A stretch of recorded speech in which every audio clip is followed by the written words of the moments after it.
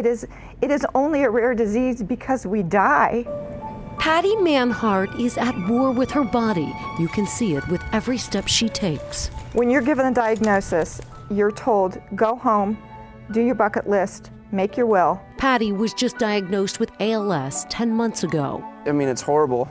I mean, I wouldn't wish anything like this, even on the worst of my enemies. She is a working mom and has 3 awesome kids who adore her. Just the most active person, so to see that just slowly be drained away is very difficult.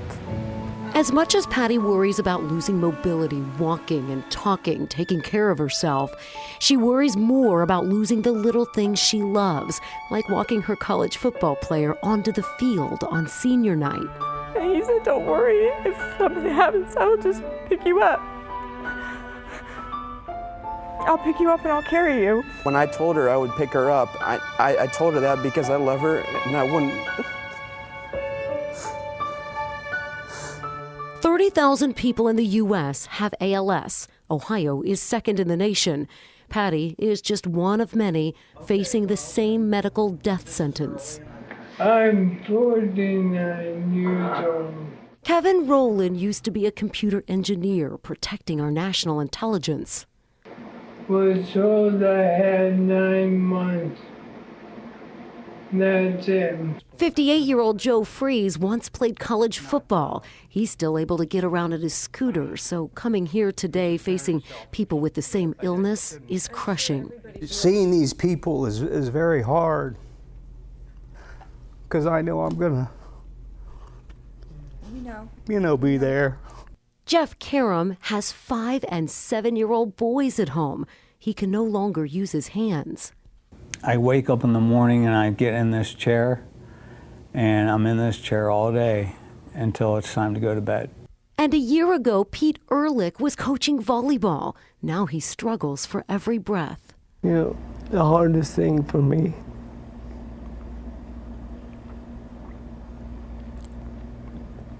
is leaving my wife.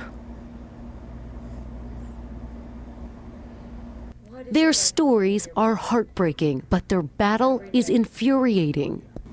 It's like being on a jumbo jet, 30,000 feet in the air, pulling you towards the ground. You can see through the cockpit, the ground's coming.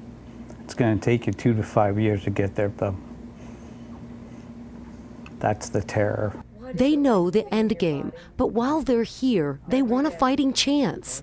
But there's nothing out there for us. There are a few drugs, a couple drugs that will prolong our life a month or 2.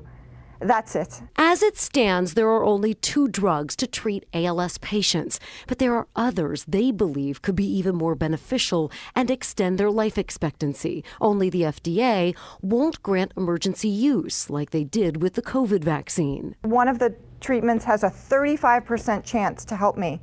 35%, and I cannot get it because the FDA will not approve it. Last year, 2 bills, Act for ALS, were going through the House and Senate.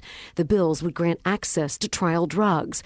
Both had broad-based bipartisan support, including from Congressman Winstrup and Shabbat. But both bills died in committee. So the process starts all over again. I want transparency. I want to know what's going on. I want to know why they're making the decisions they're making. Now, it's a race against the clock. Hope is a hard thing to hold on to when you're in a wheelchair, struggling to move and talk. But they were brave enough to sit with me, brave enough to share their story with you, because they are desperate for lawmakers and doctors at the FDA to see this and do something, just like we did with the AIDS epidemic in the 80s, just like we did with cancer, just like we did with COVID. We're worth saving and put some money and research into this. I want to see my grandchildren, and I just want to be able to make it even 3 or 4 or 5 years more than what my expectation is right now. By the way, only one of those patients was able to get into a trial. Pete, the former volleyball coach, says he doesn't know if he got the placebo, but he tells me he felt stronger and definitely had a lot more energy. But once again, even that trial, which again is the only way people are able to get these drugs, that trial ended when COVID hit. Well, first of all, wow. on that story. We've been living that at our home for the last couple weeks.